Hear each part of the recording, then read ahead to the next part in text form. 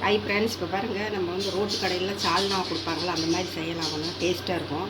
அதுக்கு வந்து கொஞ்சம் எண்ணெய் ஊற்றிக்கலாம். ரோட்டு கடையில் நம்ம வாங்கி பண்ண சால்னா அந்த மாதிரி செய்யலாம்.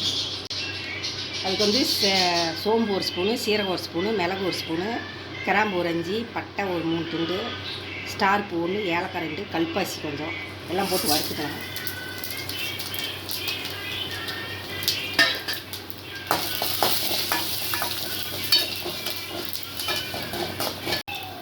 இப்போ வந்து சின்ன வெங்காயம் ஊற்றலாம்.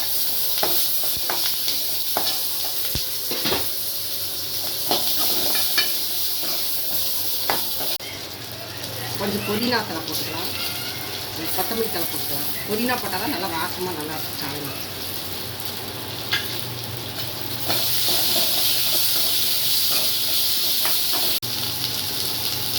வந்து 2 தக்காளி போட்டுக்கலாம்.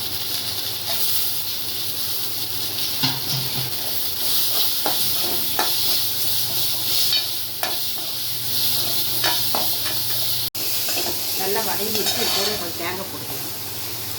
அரை மூடிலையும் கொஞ்சம் பாதி.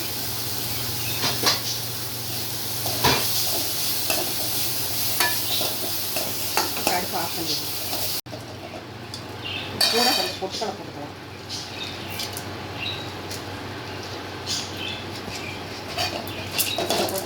ஆறு வாட்டி மிக்சியில் போட்டு அரைச்சி எடுத்துக்கலாம். இப்போ வந்து ஆரிசி அரைச்சி எடுத்துக்கலாம்.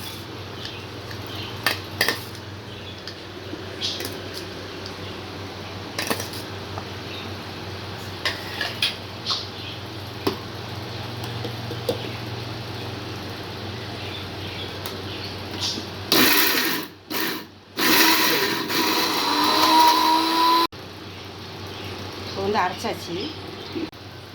இப்போ வந்து மசாலா அரைச்சாச்சு. எண்ணெய் ஊற்றிக்கலாம். எண்ணெய் கொஞ்சம் அராமல் ஊற்றினா தான் சால்னா நல்லா டேஸ்ட்டாக இருக்கும். நல்லா வெங்காயமெல்லாம் நல்லா வணங்கினாக்கா நல்லா. இப்போ வந்து எண்ணெயில் பிரிஞ்சி எல்லாம் போட்டுக்கலாம். 2 சோம்பு கொஞ்சம் போட்டுக்கலாம்.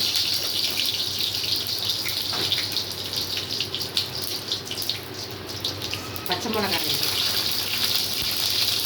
பெரிய வெங்காயம் போட்டுக்கலாம். பெரிய வெங்காயம் ஒரு 2 வெங்காயம் போட்டுக்கலாம்.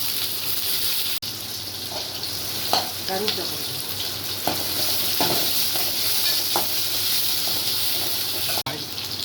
இஞ்சி பூண்டு ஒரு ஸ்பூன் போட்டுக்கலாம். நல்லா வதக்கிக்கலாம். இப்போ புதினா கொஞ்சம் போட்டுக்கலாம். மல்லித்தலை கொஞ்சம் போட்டுக்கலாம். முறையாக அரைக்கிறதுக்கும் அரைக்கவும் கொஞ்சம் போட்டுக்கலாம். மல்லித்தலை, கொத்தமல்லி தலை, புதினா கொஞ்சம் இதுலேயும் கொஞ்சம் போட்டுட்டோம்னா நல்லா வாசமாக நல்லாயிருக்கும். இப்போ வதங்கி வச்சு தக்காளி 2 போட்டுக்கலாம்.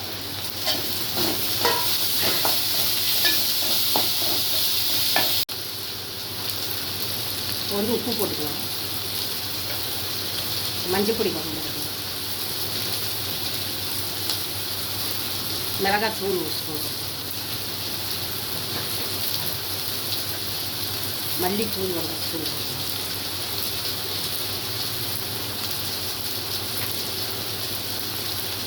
கறி மசால் பொடி ஒரு 3/4 ஸ்பூன் போட்டுக்கலாம்.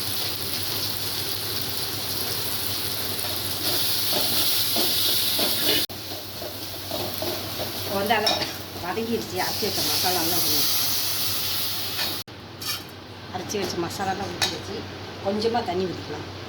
கொஞ்சம் தண்ணியாக வேணுன்னா கொஞ்சம் தண்ணி ஊற்றிக்கலாம். கொஞ்சம் கெட்டியாக வேணுன்னா அப்படியே கெட்டியாக வச்சுக்கலாம். இது புரோட்டா, சப்பாத்தி, தோசை, இட்லி எல்லாத்தையுமே தூக்கி சாப்பிடலாம். சூப்பராக இருக்கும். இது 5 நிமிஷம் கொதிச்சோடனே இறக்கிடலாம். நல்லா ரெடி.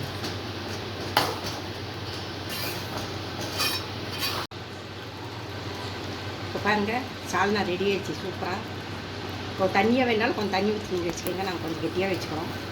சூப்பராக இருக்கும். நல்லா செஞ்சு பாருங்கள். எப்படிக்கும் செஞ்சு பாருங்கள். இது வந்து சப்பாத்தி, தோசைக்கு, இட்லிக்கு எல்லாம் சூப்பராக இருக்கும். டேஸ்ட்டு நல்லா இருக்கும். சூப்பராக இருக்கும்.